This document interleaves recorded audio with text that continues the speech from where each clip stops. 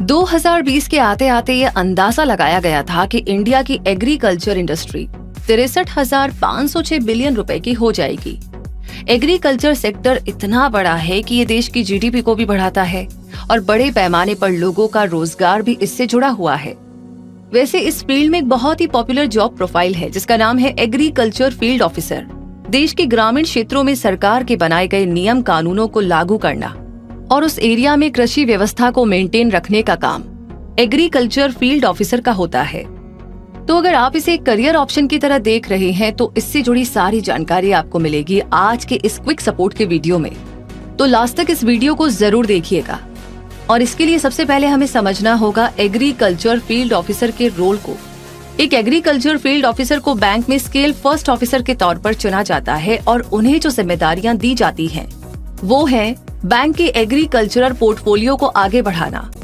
Agriculture field officer की तैनाती जिस भी बैंक में होती है उसके एग्रीकल्चरल पोर्टफोलियो को यानी कि बैंक कृषि क्षेत्र में क्या कुछ करता है, क्या सुविधाएं देता है, लोन की क्या फैसिलिटी है, क्या कुछ स्कीम है, उनके बारे में लोगों तक जानकारी पहुंचाना। इससे बैंक को अपने कस्टमर्स भी मिलते हैं और बैंक का ट्रांजैक्शन भी बढ़ता है। दूसरा है एग्रीकल्चरल लोन को डिस्ट्रीब्यूट करना। कृषि कार्य करने के लिए अगर कोई किसान लोन लेना चाहता है तो बैंक के जरिए उस लोन को किसानों के बीच डिस्ट्रीब्यूट करने की जिम्मेदारी भी एग्रीकल्चरल फील्ड ऑफिसर की ही होती है। तीसरा काम है लोन को रिव्यू करना। लोन देने के बाद ये देखना भी एग्रीकल्चर फील्ड ऑफिसर का ही काम है कि जिसने लोन लिया है वो किसान लोन चुका पाएगा या नहीं। इसका सारा हिसाब रखना पड़ता है कि लोन ना चुका पाने पर उसे बैंक के घाटे के तौर पे देखा जाएगा। साथ ही ये भी देखना पड़ता है कि किसान अगर लोन चुकाने में असमर्थ है तो लोन माफ किया जा सकता है या नहीं। नंबर 4 पर है अपने सीनियर्स को रिपोर्ट करना। लोन चुका पाने की क्या सिचुएशन है, किसान लोन चुका पाएगा या नहीं, सारी डिटेल्स अपने किसी सीनियर मैनेजर को देना फील्ड ऑफिसर का काम होता है। नंबर 5 पर आता है नाबार्ड और आरबीआई से कोऑर्डिनेट करना। ऐसे कई सारे छोटे और क्षेत्रीय बैंक हैं जो आरबीआई से फाइनेंशियल हेल्प और फंड पाते हैं।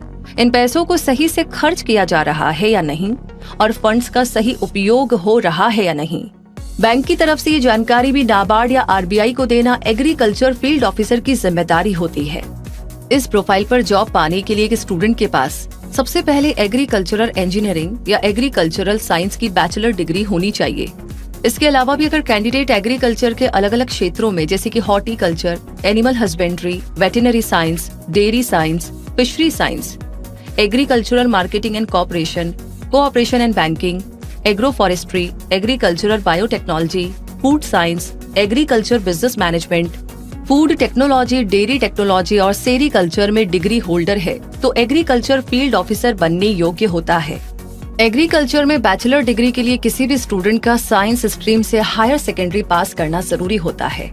फिजिक्स, केमिस्ट्री और बायोलॉजी के साथ अगर अच्छी मेरिट है तो पॉसिबल है कि मेरिट लिस्ट से एडमिशन मिल जाए, या फिर अच्छी रैंक के साथ एंट्रेंस एग्जाम अगर क्वालिफाई करते हैं तो देश की टॉप एग्रीकल्चरल यूनिवर्सिटीज में दाखिला मिल सकता है।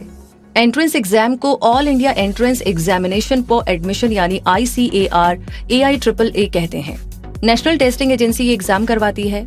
अंडर ग्रेजुएट, पोस्ट ग्रेजुएट और डॉक्टरल प्रोग्राम्स के लिए ये एग्जाम अलग अलग किए जाते हैं जो साल में एक बार होते हैं और इस ऑनलाइन एग्जाम का ड्यूरेशन 2.5 घंटे का होता है।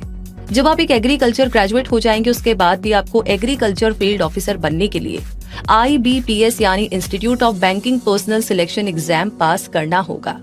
AFO या एग्रीकल्चर फील्ड ऑफिसर बनने के बाद कैंडिडेट की पोस्टिंग बैंक में होती है, इसीलिए ये एग्जाम देना पड़ता है। ये एग्जाम 3 स्टेजेस का होता है, प्रीलिमिनरी एग्जाम, मेन एग्जाम और इंटरव्यू।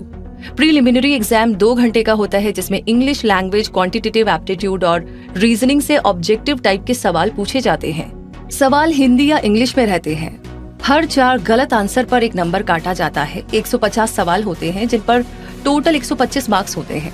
इसे पास करने वाले कैंडिडेट को मेन एग्जाम देना पड़ता है जो 60 मार्क्स का होता है और ज्यादातर सवाल एग्रीकल्चर से रिलेटेड ही होते हैं, जैसे agriculture current affairs, rural welfare activities in India, agriculture economics, agriculture small industries, animal husbandry and technology आदि। मेन एग्जाम को पास करने पर इंटरव्यू में बैठने का मौका मिलता है। इंटरव्यू राउंड 15 से 20 मिनट का होता है जिसमें 100 मार्क्स होते हैं। 40% मार्क्स मिलने पर कैंडिडेट को क्वालिफाई किया जाता है। SC ST OBC वाले कैंडिडेट्स को 35% मिलने पर पास कर दिया जाता है।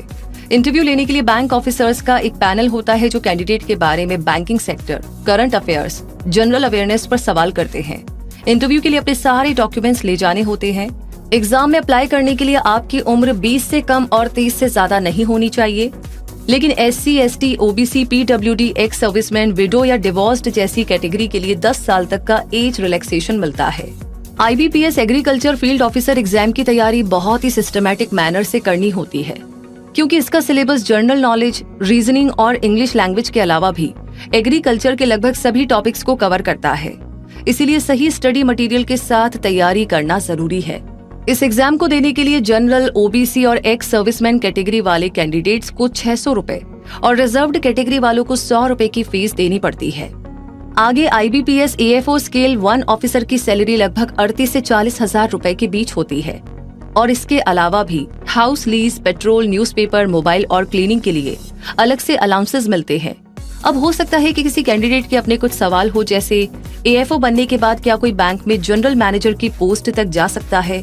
तो जवाब है हाँ, करियर ग्रो करने के साथ साथ ऐसा पॉसिबल है। गूगल पे अगर सर्च करेंगे तो आपको ऐसे कई सारे इंस्टीट्यूट्स मिल जाएंगे जो IBPS AFO एग्जाम की कोचिंग ऑनलाइन और ऑफलाइन दोनों मोड पर करवाते हैं। अपने एंड से उनका बैकग्राउंड और ट्रैक रिकॉर्ड पता लगाकर आप कोचिंग ले सकते हैं। तो अगर आप इस फील्ड की तैयारी कर रहे हैं तो हमारी तरफ से ऑल द बेस्ट। और हाँ, अगर आप हमारे चैनल पर पहली बार आए हैं तो हमारे चैनल को सब्सक्राइब जरूर से कीजिएगा, ताकि ऐसी जानकारियां आप कभी भी मिस ना करें। और आप चाहते हैं कि आपको नोटिफिकेशन मिल जाए तो वो जो बेल आइकन आपको दिख रहा है ना, बस आपको ना उसे प्रेस करना होगा। वैसे ये जानकारी, ये वीडियो आपको कैसा लगा कमेंट बॉक्स में लिख करके जरूर बताइएगा। कोई और सवाल है तो वो भी आप हमें बता सकते हैं। तो रूबी आपसे मिलेगी अगले वीडियो में, तब तक के लिए मैं कहूंगी धन्यवाद।